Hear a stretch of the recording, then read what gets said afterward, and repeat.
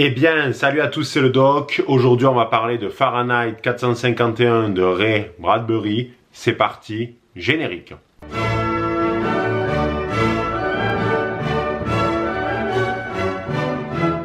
Depuis quelques semaines, je me suis replongé dans la littérature dystopique.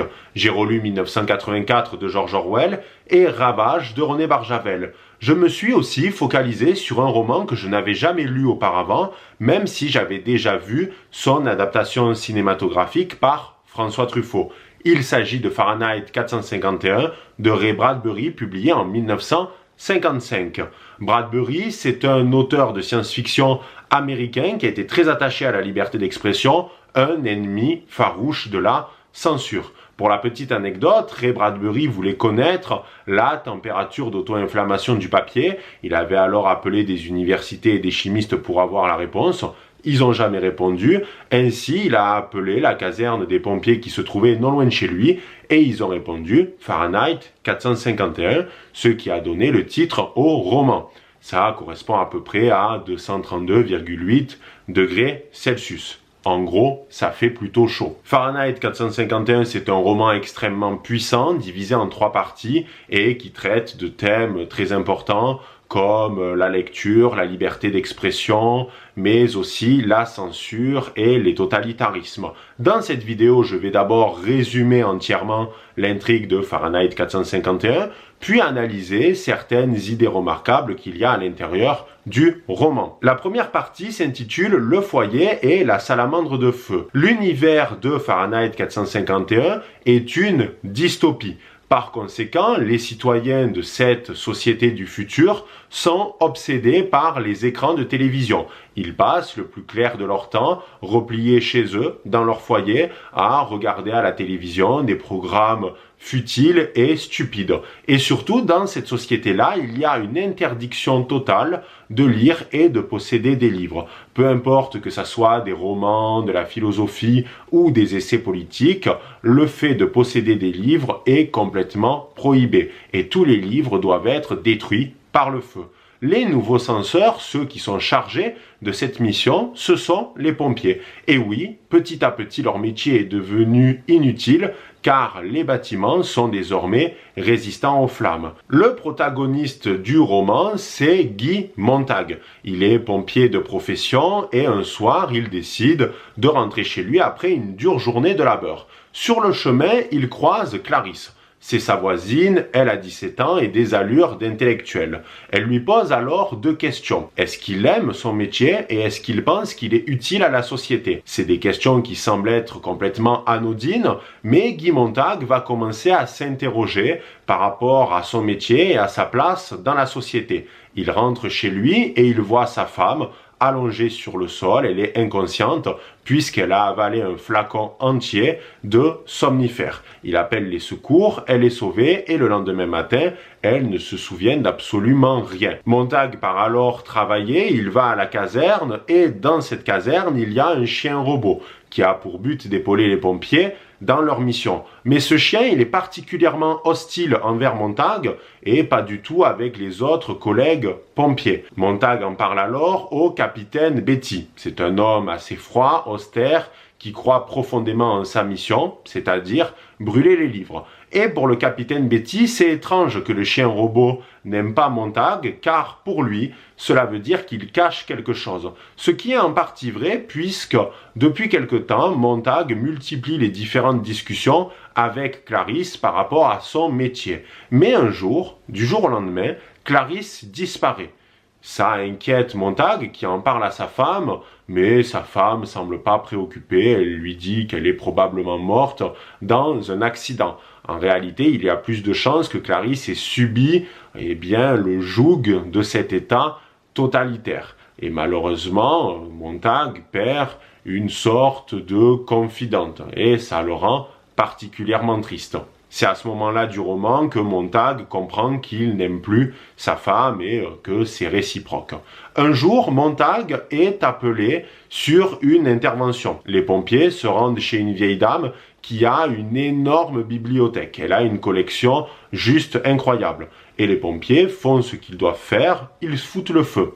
Mais cette vieille dame veut rester dans cette bibliothèque, elle veut mourir dans l'incendie. Les pompiers n'y voient pas d'objection, ils disent d'accord, et cette dame meurt dans l'incendie de sa bibliothèque. Cette intervention, ça va profondément choquer Montag qui va comprendre à partir de ce moment qu'il n'est plus fait pour être pompier. Il ne veut plus de ça. D'autant plus que pendant cette même intervention, Montag a subtilisé un livre qu'il a caché derrière son oreiller. Le lendemain matin, encore choqué par cette intervention, il décide de ne pas aller travailler et il simule le fait d'être malade. Mais le capitaine Betty, c'est pas un con, il comprend qu'il y a anguille sous roche et il va voir Montag directement chez lui. Il lui dit plusieurs choses. Déjà, il croit pas au fait qu'il soit malade du tout, c'est bizarre. D'autant plus qu'il voit bien que Montag commence à être pensif par rapport à son métier.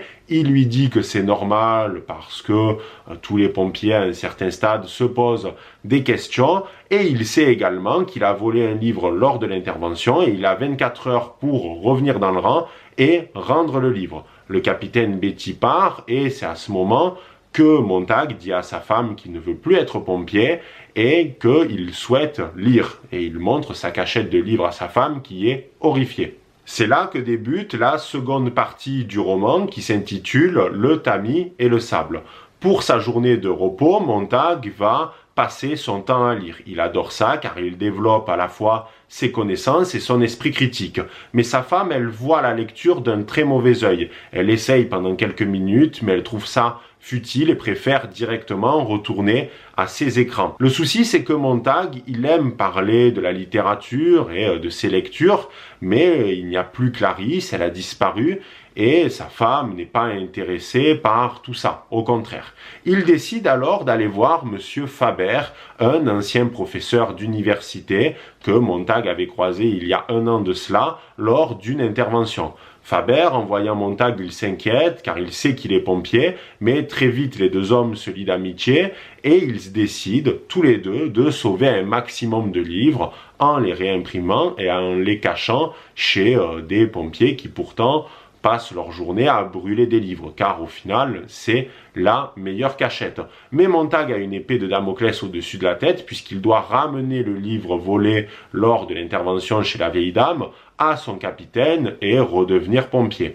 Le soir même, Montag rentre chez lui et sa femme a invité 2 copines pour le dîner. Lors du repas, elles ont des discussions futiles et ce gros gigachad de Montag va sortir un livre. En mode cause toujours, tu m'intéresses. Ça va profondément choquer les 2 invités et la femme de Montag va expliquer que en réalité il a le droit car c'est un pompier et qu'il peut ramener 1 fois par an un livre en guise de trophée. Bien sûr, ce sont des mensonges et les 2 invités ne sont pas dupes et rentrent chez elles horrifiés parce que Montag a lu en plein repas. Le lendemain, Montag part travailler, il va voir le capitaine Betty et ce dernier comprend que Montag n'a pas pour objectif de revenir dans les rangs des pompiers et il lui fait un peu de pression psychologique. Mais soudain, l'alarme sonne, il faut partir en intervention et c'est le début de la 3e partie, l'éclat de la flamme. Arrivé sur les lieux de l'intervention, Montag se rend compte qu'il est en fait chez lui. Il a été balancé par sa propre femme et ses amis. Et le capitaine Betty donne un lance-flamme à Montag et lui dit qu'il doit désormais brûler sa maison avec tous les livres qu'il y a à l'intérieur. Montag s'exécute, il n'a pas trop le choix, et soudain, le capitaine Betty lui dit qu'ils vont trouver son complice parce qu'ils savent très bien qu'il a été aidé et qu'il va avoir des ennuis. À ce moment-là, il se retourne vers le capitaine et il lui donne un coup de lance-flamme. En somme, le capitaine Betty se transforme en merguez. Une fois que le capitaine a été mis hors d'état de nuire, Montag jette le lance-flamme et il s'échappe. Il est cependant mordu par le chien robot. Il se rend directement chez Monsieur Faber pour lui expliquer la situation et Faber est au courant car il l'a vu directement à la télévision. Il décide de quitter la ville et de prendre le train afin de continuer à imprimer des livres. Et il dit à Montag qu'il doit passer par le fleuve pour quitter la ville.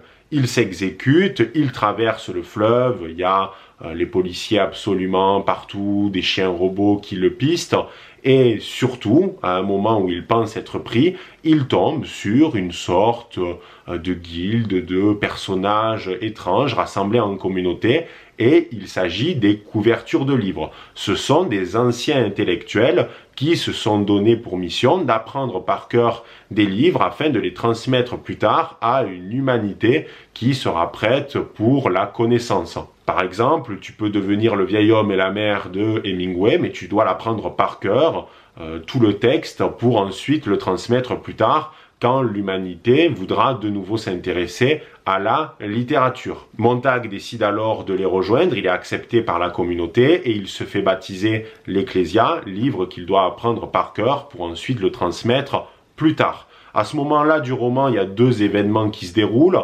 Déjà, vu que les policiers ne trouvent pas Montag, ils arrêtent un illustre inconnu et ils simulent son exécution pour montrer que l'État totalitaire gagne toujours. Et surtout, la ville est bombardée, oui, car il y a une sorte de guerre en toile de fond dans le roman, mais c'est vraiment pas le plus intéressant. Et la communauté des couvertures de livres décide de partir pour fonder une nouvelle civilisation ailleurs. Et c'est comme ça que se termine Fahrenheit 451 de Ray Bradbury. Maintenant que j'ai résumé entièrement Fahrenheit 451, il convient d'aborder les idées remarquables qu'il y a à l'intérieur de ce livre. Déjà, il y a une thématique centrale dans le roman, c'est la destruction des ouvrages et des livres par le feu. Ça, c'est une idée que l'on retrouve dans la plupart des régimes totalitaires. C'est presque leur dénominateur commun. C'était soit la pratique des autodafés, la destruction des livres par le feu, ou alors une chasse aux intellectuels ou autres professeurs, ceux qui détenaient le savoir. Pourquoi la plupart des régimes totalitaires pratiquent cette censure ou cette destruction d'ouvrages? Eh bien parce que le régime totalitaire trouve sa légitimité dans l'application, dans l'uniformisation de sa pensée unique. Il y a une idéologie qui est propre au régime totalitaire, c'est l'idéologie du parti qui est au pouvoir, du parti unique, et tous les individus qui composent cette société, la société de l'État totalitaire, doivent, la main sur le cœur, valider cette idéologie et cette pensée unique. Le souci, c'est que les ouvrages, les romans, les essais politiques ou même la philosophie possèdent en leur sein un certain nombre d'idées qui peuvent aller à l'encontre de cette pensée unique. Or, le fait que cette pensée puisse exister, puisse être lue par des individus, est un danger énorme car ça va développer l'esprit critique de ceux qui vont lire ces ouvrages-là et c'est un contre-pouvoir, une arme qui est redoutable. Par conséquent, afin de consacrer le pouvoir et de le maintenir, les régimes totalitaires pratiquent la destruction des livres qu'ils jugent comme étant beaucoup trop dangereux au regard de leur propre idéologie, de leur propre concept. La censure, c'est pas assez parce que dans le cadre de la censure, il est toujours possible de la contourner, où il peut y avoir un marché noir où les intellectuels se refilent tel ou tel texte. Non, ce qu'il faut faire pour l'État totalitaire, c'est détruire les ouvrages par le biais du feu. C'est le plus efficace, d'autant plus que c'est extrêmement symbolique, puisque lorsque l'on met un livre dans un feu, il brûle, on détruit alors le livre en lui-même, le matériel, et on détruit également les idées qui composent l'ouvrage.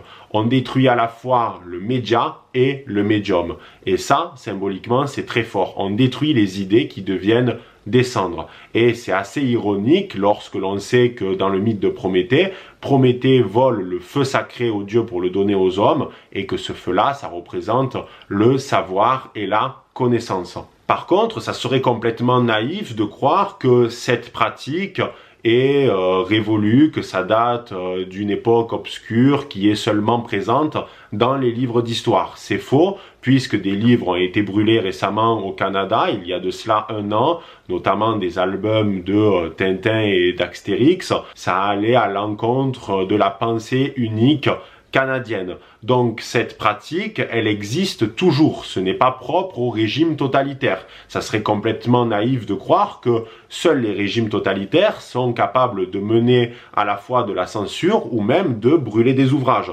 puisqu'on l'a vu avec l'exemple du Canada et du Canada moderne. Et en somme, notre société ressemble sur certains aspects à celle de Fahrenheit 451, déjà avec l'omniprésence des écrans et l'obsession pour la télévision et les différents programme stupide. Il n'y a pas besoin de plus de 5 minutes, allumez votre télé et vous allez pouvoir constater que la plupart des programmes à la télévision, sauf sur certaines chaînes, sont d'une médiocrité abyssale. Dans Fahrenheit 451, les écrans sont utilisés comme des canaux de diffusion de l'information, de la pensée unique. Or, c'est sensiblement la même chose à notre époque.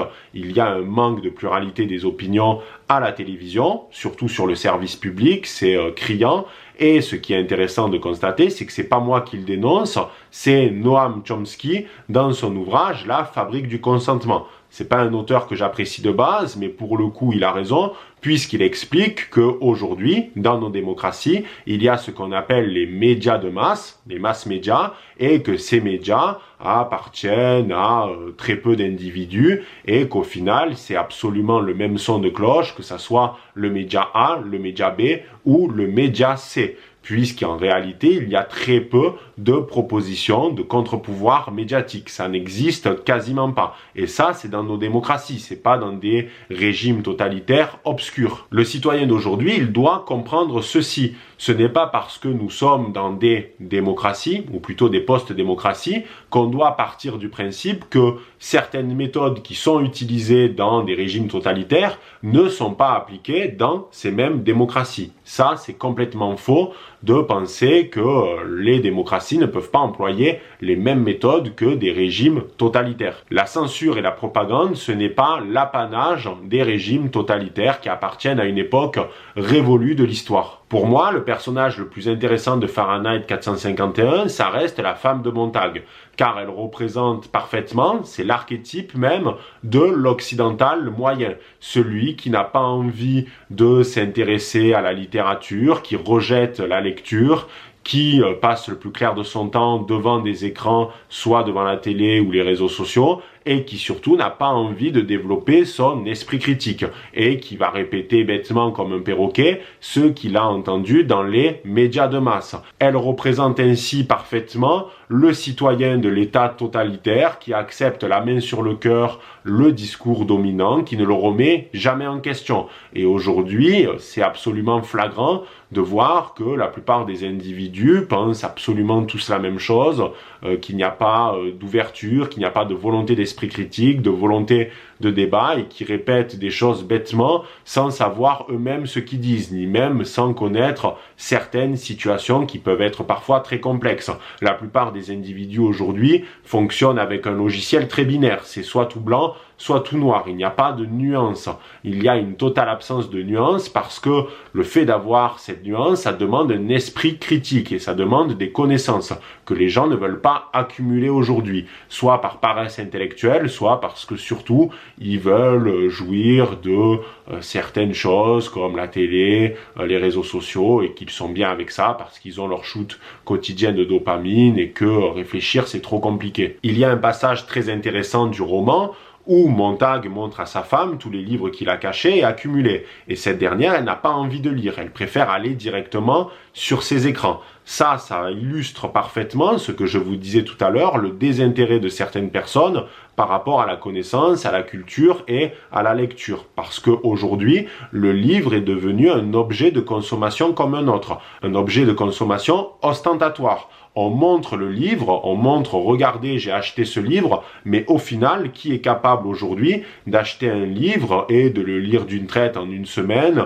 dans ses moments de repos? Je serais curieux de savoir combien de personnes sont susceptibles d'acheter un livre et de se focaliser vraiment dessus sans être submergées par les écrans ou les réseaux sociaux, qui n'ont pas cette tentation de scroller sur TikTok pour voir des vidéos débiles. Combien de personnes s'amusent à montrer les livres qu'ils ont achetés en story sur Instagram ou ce genre de choses, mais qui au final ne vont pas lire ces mêmes livres. Et cette mode du livre comme objet de consommation et non pas comme objet de connaissance et de savoir, je l'ai remarqué il y a quelques semaines lorsque Salman Rushdie, l'auteur des versets sataniques, a subi une tentative d'assassinat puisqu'à la suite de cet événement, il y a eu une explosion des ventes de son livre sur Amazon. Je me suis rendu en librairie, il était absolument partout. Et ça, c'est assez fréquent. Il y a certains événements. Par exemple, lorsqu'il y a eu les révélations de Snowden par rapport à la NSA, il y a eu un intérêt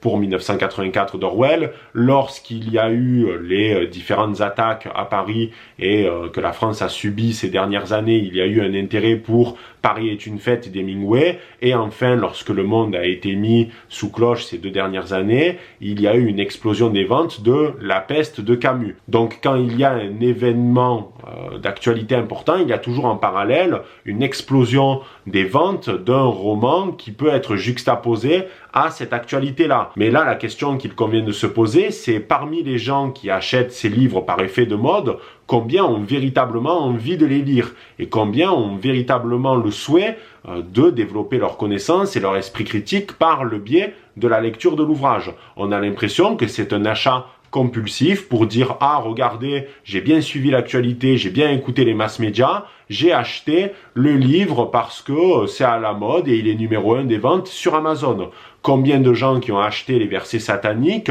l'ont laissé sur leur table de chevet 2 jours après l'avoir ouvert? Car au final, c'est ça le rôle du livre aujourd'hui, c'est de rester sur une table de chevet ou dans une bibliothèque, mais plus du tout dans les mains du lecteur. Et c'est presque ironique dans le sens où le livre est là, il est matériellement présent, mais au final, les connaissances qu'il y a à l'intérieur de l'ouvrage ne sont pas reçues par le destinataire, c'est-à-dire le lecteur. Et là, on peut faire un parallèle avec la fin de Fahrenheit 451. Lorsque Montag va voir la guilde des couvertures de livres, ces derniers sont dans cet objectif de devenir les réceptacles des idées qu'il y a à l'intérieur des ouvrages. Ils ont bien compris que le but des textes, c'était d'en retirer toute la substantifique moelle pour se l'approprier et pour ensuite pouvoir la partager. Le livre en lui-même ne sert à rien. Le livre, il est bien beau comme ça, mais s'il n'est pas lu, si on ne s'imprègne pas de notre lecture, le livre devient un objet quelconque qui peut servir à caler une table lors d'un apéro, mais pas plus. Même s'ils ont une vision un peu extrême de la chose parce que leur identité est complètement balayée au profit du livre, ils ont bien compris que les ouvrages avaient pour objectif de nous transmettre des informations, de nous transmettre des connaissances. Et c'est ensuite à nous de les partager, soit en donnant le livre à d'autres. Dans l'univers de Fahrenheit 451, c'est compliqué car les livres sont détruits, et à défaut, pouvoir transmettre les idées du livre aux autres. C'est ça la connaissance. Et c'est pour ça que le livre est extrêmement important et que malheureusement aujourd'hui, il a une place qui est beaucoup trop chahutée. Donc il faut faire attention parce qu'on est dans une époque paradoxale où certes il n'y a pas une destruction massive de livres, mais au fond les ouvrages sont en danger car plus personne ne souhaite les lire. Mais heureusement je sais que j'ai une communauté de barons qui aiment la lecture. En tout cas j'espère que cette vidéo vous aura plu les barons. N'hésitez pas à aimer, commenter, à partager et on se dit à très vite pour une prochaine vidéo. C'était le Doc. Ciao les barons.